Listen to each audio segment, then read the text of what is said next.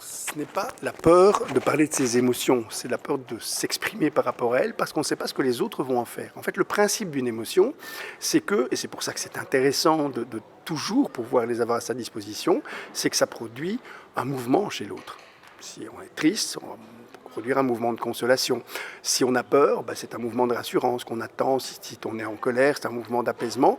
Mais ça produit, il y a un effet qu'on appelle un effet conatif qui est lié à l'émotion, qui fait que, évidemment, que révéler des émotions dans un environnement dans lequel on se dit « je ne suis pas sûr que la réaction va être celle que j'attends », ça implique un certain nombre de réticences. Ce n'est pas la personne, de nouveau, qui a un problème. Ce qui est le problème, c'est la façon dont il perçoit que ses interprétations de ses états émotionnels pourraient être à côté de la plaque. Et donc, c'est pour ça qu'on doit permettre de dire à une personne, ton émotion, on ne va pas la bouger. Parce que ce qui va aussi créer beaucoup de réticences, et notamment par rapport à mes proches, c'est l'idée que mon émotion peut aussi les affecter. Elle peut être contagieuse, c'est le principe d'une émotion.